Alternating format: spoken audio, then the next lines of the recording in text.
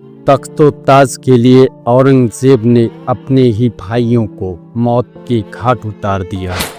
पिता को अंधेरी स्याह कैद में सड़ने के लिए छोड़ दिया और जब यह भी कम पड़ा तो एक बाप के सामने उसके बेटे का कटा सिर भिजवा दिया।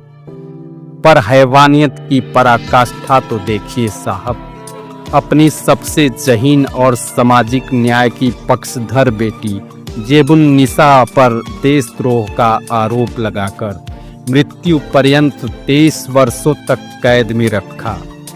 औरंगजेब के खौफनाक कारनामों ने इतिहासकारों की कलम तक को कपा दिया। क्या वह सिर्फ एक बेरहम हत्यारा था या फिर धार्मिक कट्टरता की वह विशाल खाई जिसे वक्त का मरहम आज तक नहीं भर पाया? क्या इतिहास वही है जो हमने पढ़ा है? किताबों ने तो औरंगजेब को जिंदा पीर कहा है, मगर उसकी रूह आज भी इतिहास की अदालत में कैद है। आइए अतीत की धुंध हटाकर देखते हैं बेनकाब औरंगजेब का असली चेहरा।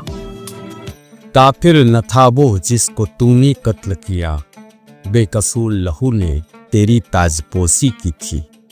3 नवंबर वर्ष 1618 गुजरात के दमोह में जन्मा शहंशाह जहांगीर और अर्जुमंद बेगम मुमताज महल से जन्मी तीसरी औलाद मुहिउद्दीन मोहम्मद औरंगजेब। बचपन से ही उसके स्वभाव में बाकी राजकुमारों से कुछ फर्क था। जहां दारा सिकोह आध्यात्मिक ज्ञान, कला और सूफी दर्शन की ओर आकर्षित था, वहीं औरंगजेब धार्मिक कट्टरता, नमाज और कुरान की तरफ झुका हुआ था। उसे अरबी और फारसी भाषाओं में दक्षता दिलाई गई।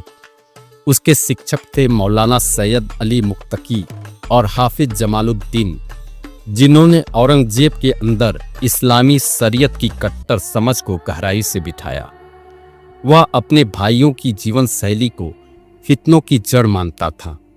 बचपन से ही औरंगजेब के मन में सत्ता की नहीं, कट्टर इस्लाम की हुकूमत का सपना पल रहा था, मगर वह इस सपने को पूरा करने के लिए कितनी हद पार करेगा, यह खुद उसके पिता शाहजहां नहीं समझ पाए। शहंशाह शाहजहां की सल्तनत अपनी बुलंदी पर थी, लेकिन ताज के नीचे तूफान पल रहा था। तख्त का यह ताज सोने का सिंहासन नहीं, रक्त की दरिया का था। शाहजहां का चहेता बेटा था दारा सिकोह, सूफियों का दीवाना, किताबों का आशिक और सभी धर्मों के मेल का हामी। मगर उसके छोटे भाई औरंगजेब का मानना था कि सिर्फ धार्मिकता ही नहीं, ताकत और तदबीर ही सल्तनत के असली हकदार बनाते हैं। और फिर शुरू हुआ भाई भाई का वह खूनी खेल जिसने इतिहास को खून से रंग दिया। वर्ष 1657 में शाहजहां गंभीर रूप से बीमार पड़ा और तख्त के लिए शुरू हुआ जंगे बारिश। औरंगजेब ने एक एक करके अपने सभी भाइयों को मौत की नींद सुला दिया। शुजा को भगाया, मुराद को धोखे से गिरफ्तार किया और फिर आया दारा सिकोह का नंबर। अपने ही भाई को औरंगजेब ने कैदी बनाकर दरबार में पेश किया। गद्दारी और कुफ्र के इल्जाम में उसे मौत दे दी और अपने ही बाप शाहजहां को आगरे के किले में कैद कर दिया, जहां एक बूढ़ा बादशाह अपनी बेटी जहां आरा के साथ ताजमहल को निहारता रहा और बेटे के सियासी चालों का कैदी बना रहा।